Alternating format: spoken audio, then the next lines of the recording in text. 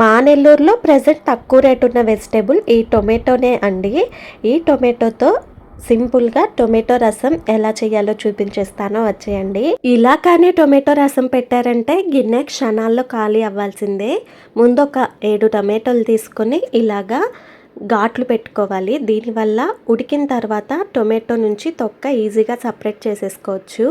అందులోనే కొంచెం చింతపండు వేసి వాటర్ వేసి ఒక 1 విజిల్ వచ్చే వరకు కుక్ చేసుకోవాలి కుక్కర్లో పెట్టేసి. ఇప్పుడు మసాలా పౌడర్ కోసం ధనియాలు, జీలకర్ర, వెల్లుల్లి, కరివేపాకు, ఎండుమిర్చి, మిరియాలు ఇలా అన్నీ వేసుకొని గ్రైండ్ చేసుకోవాలి. ఈ పౌడర్ ఫ్రిడ్జ్లో పెట్టి స్టోర్ కూడా చేసుకోవచ్చు. మనకి ఎప్పుడు అవసరమైతే అప్పుడు వాడుకోవచ్చు. ఇలాగా 1 విజిల్ వచ్చిన తర్వాత ఈ తొక్కలన్నీ సపరేట్ చేసేసుకోవాలి. రసంలో ఇలా తొక్కలు ఉంటే కొంతమందికి నచ్చదు కదా, ఇలా ట్రై చేయండి, బాగుంటుంది. ఈ చింతపండు టొమాటోని మెత్తగా స్మాషర్తో కానీ లేదా ముద్దకంతో కానీ మెత్తగా మెదుపుకోవాలి. తాలింపు పెట్టేసుకొని ఇలాగ టొమాటో రసం వేసేసుకొని తగినంత వాటర్ వేసుకొని ఉప్పు పసుపు వేసుకొని ఒక పొంగనివ్వాలి.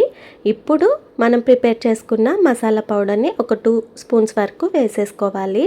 ఒక 2 మినిట్స్ మరిగించుకున్నామంటే టేస్టీ టొమాటో రసం రెడీ అయిపోయినట్టే. వీడియో నచ్చితే లైక్ అండ్ సబ్స్క్రైబ్.